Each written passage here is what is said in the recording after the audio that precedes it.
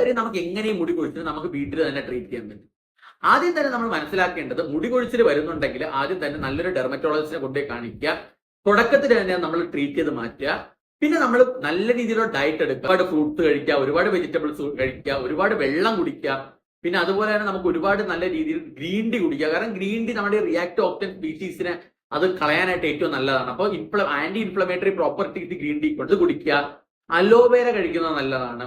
പിന്നെ അതുപോലെ തന്നെ നമുക്ക് പിങ്ക് ടാബ്ലറ്റ്സ് കഴിക്കാം, മൾട്ടിവൈറ്റമിൻ ടാബ്ലറ്റ്സ് കഴിക്കാം.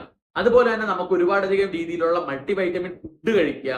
പിന്നെ കാർബോഹൈഡ്രേറ്റ് ഫുഡ് കഴിക്കുക. ഒരുപാട് രീതിയിലല്ല, മോഡറേറ്റ് രീതിയിൽ നമുക്ക് വേണ്ടത്ര അളവിലുള്ള ഒരു ബാലൻസ് ഡയറ്റ്. അതിൻ്റെ അകത്ത് കാർബോഹൈഡ്രേറ്റും പ്രോട്ടീൻസും ഫാറ്റ്സും നെസസറി ആയിട്ടുള്ള ഫാറ്റും എല്ലാം നമുക്ക് വേണം. പിന്നെ നല്ല ഫാറ്റി ആസിഡ്സ് നമ്മൾ കഴിക്കുക. ഫാറ്റി ആസിഡ്സ് എന്ന് പറയുമ്പോൾ വളരെയധികം എസെൻഷ്യൽ ഫാറ്റി ആസിഡ്സ്, നമ്മുടെ ഒമേഗ 3 പോലത്തെ ഫാറ്റി ആസിഡ്സ്, അത് ഒരുപാടധികം നമ്മുടെ ചാള, മത്തി എന്നൊക്കെ പറയുന്ന ആ മീനിൽ, അയലയിലൊക്കെ ഒരുപാടധികം കൂടുതലുണ്ട്. അപ്പൊ അങ്ങനെയുള്ള നെത്തോലി, ഇങ്ങനത്തെ മീൻ നമ്മൾ കഴിക്കുക. അപ്പൊ ഇതുവഴി നമുക്ക് ഒരുപാടധികം എസെൻഷ്യൽ ഫാറ്റി ആസിഡ്സ്, അപ്പൊ അത് കഴിക്കുക. പിന്നെ പംകിൻ സീഡ്സ് കഴിക്കാൻ നല്ലതാണ്, സൺഫ്ലവർ സീഡ്സ് കഴിക്കാൻ നല്ലതാണ്, ബ്രൊക്കോളി കഴിക്കാൻ നല്ലതാണ്.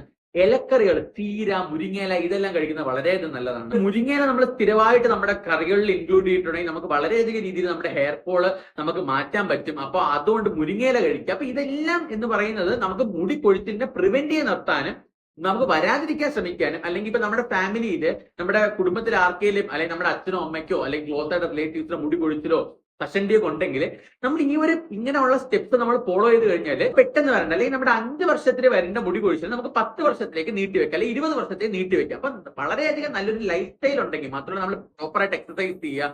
അപ്പൊ ഇങ്ങനെയൊക്കെ ചെയ്യുമ്പോൾ നമുക്ക്, അല്ലെങ്കിൽ നമ്മൾ സ്ട്രെസ് അടിക്കാതിരിക്കുക. അപ്പൊ ഈ ഒരു കാര്യം, സ്ട്രെസ് മാനേജ്മെന്റ്, ഇതെല്ലാം നമ്മൾ ചെയ്യുമ്പോൾ നമുക്ക് എന്താ പറ്റുന്നതെന്ന് വെച്ചാൽ നമ്മുടെ ഫാമിലിയിൽ നമ്മൾ മുടി പൊഴിച്ചതിന്റെ ഒരു പാരമ്പര്യം ഉണ്ട്.